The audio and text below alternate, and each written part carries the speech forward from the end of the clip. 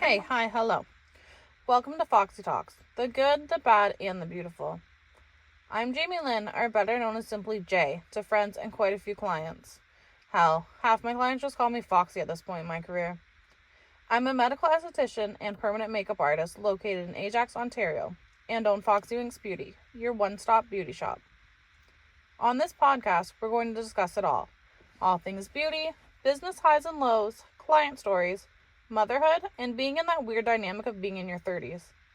In between those segments, I'm going to have some guests on.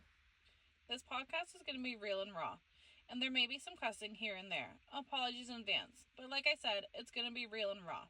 We're going to talk about subjects that tend to be taboo or people avoid talking about, because I do truly think as a business owner, they should be discussed for any future business owners to see or for us to lean on each other to get some more insight. This first episode is going to be pretty short, and mainly to give some insight on what to expect and a little bit about me. If there's a topic you'd like discussed or interested in hearing, please let me know by emailing info@foxywinks.ca. So a little bit about me. I'm married with 2 kids and have been told I have the $1 million family. I have a son named Hudson who just turned 11 and a daughter named Alara who is 6 going on 16. If you've got a little girl, you know what I mean by 6 going on 16. So if you haven't had a chance to check out my page, then you don't know that I'm multi-certified in the beauty industry. I quite literally keep taking courses for a huge variety of services. I've personally owned my own business for almost 6 years.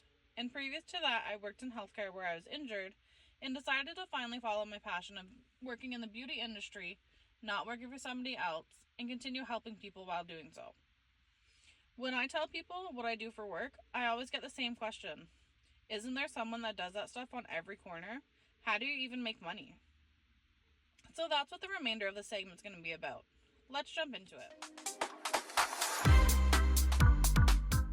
Alright, so I'm sure my fellow beauty providers will agree with me when I say the number one question we get after saying what we do for work is, isn't there someone that does that stuff on every corner? Or maybe they word it different, like, oh, isn't everyone doing lashes now? Or isn't everybody a hairdresser? Oh, everybody's becoming a tattoo artist now. And 100%, they're very saturated industries. But then again, there are also dental offices in the same fast food chains all across from each other in just a small area.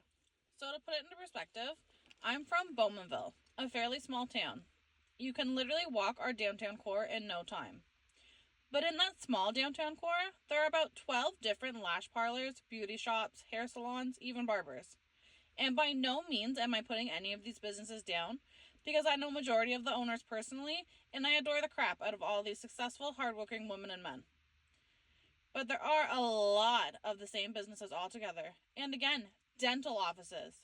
My mom works at a dental office, and from her office alone, I can walk to 3 other practices in about 10 minutes or less. So does everyone seem to do the same job? Yeah, it would appear so. But that brings me to the next common question I get. How can you even make money? Let's look at the dentists again. And I promise I'm not hating on them, especially because my mom works at a dental office and has most of my life. There is a ton of them, yet they still all have patients and they're making really good money. Are we as personal service providers making as much as them? No, but there's still good money to be made. In the last 6 years of owning my business, I've trained and certified students in quite a few services. And I tell every single one of them the same thing when they ask me, is there money to be made? In the GTA alone, there's over 5 million people. I couldn't serve 5 million people within a year if I wanted to. So the point is, you're not going to be able to service everybody, but there is a person for you and for your niche and your specific services. Now, that's not to say that you're going to just open up your doors and have everybody come in and just start making good money off the bat. But there is good money to be made with all these people in the world. You're going to find the people that enjoy you for your personality, your services provided, and so on and so forth. But I'm also not that trainer that sugarcoats it for you and says, oh, make 10 grand in a month, as I've seen so many trainers do. I'm very realistic with it.